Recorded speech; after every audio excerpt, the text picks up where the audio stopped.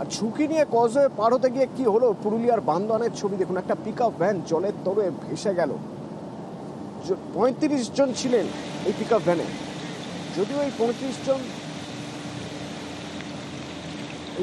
জন বেঁচে গিয়েছেন।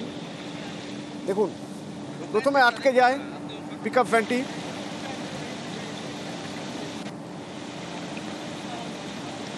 এবার জলের তোড়ে পুরো ভেসে যায়।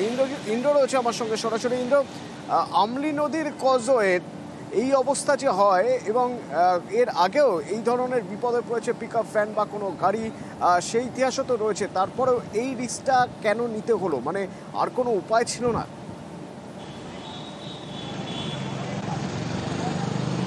দেখো তুমি একেবারে তুমি ঠিক বলেছো, জীবনের ঝুঁকি নিয়ে পারাপার করতে গিয়ে এই বিপত্তি। এবং বানোয়ান গালুডি যে রাস্তা, সেই রাস্তায় আমনি নদীর উপর যে কজওয়ে, সেই কজোর উপর দিয়ে একেবারেই ব্যাপক বর্ষণের কারণে উপর দিয়ে বইছিল জল, এবং সেখানে জীবনের ঝুঁকি নিয়ে কার্যত এই পিকআপ ভ্যানটি পেরোচ্ছিল এবং তারপরেই সেটা নদীর জলে ভেসে চলে যায়। এবং তাতে যে 30 জন যাত্রী ছিল তারা সবাই সেই একেবারে আহত হয় অল্প বিস্তর, এবং তাদের উদ্ধার করা হয়েছে এবং যতজন যাত্রী ছিল সকলকেই উদ্ধার করা সম্ভব হয়েছে। তবে এই ঘটনা একেবারেই পুরুলিয়ার এই আমনি নদীর উপর কজওয়ের নয়, পুরুলিয়ার বিভিন্ন জায়গায় যে ছোট বড় নদীগুলো রয়েছে সেখানে কজওয়ের উপর দিয়ে জল বইছে ব্যাপক বর্ষণের কারণে, এবং তার ফলে যে একদিকে যেমন জল বইছে তেমনি গ্রামের বা সাধারণ মানুষ যারা রয়েছে তারা জীবনের ঝুঁকি নিয়ে পারাপার করছে, এবং সেই ক্ষেত্রে এইরকম পারাপার করতে গিয়ে একটা বিপত্তি হয়। যদিও প্রশাসন বিষয়টি নজরে রেখেছে।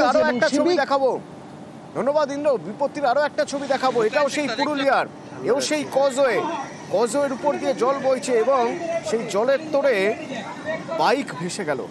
দেখুন, দড়ি দিয়ে টেনে সেই বাইক উদ্ধার করছে স্থানীয়রা। জেলার ছোট বড় সব নদীর জলই বাড়ছে আর তার সঙ্গে বাড়ছে বিপদ।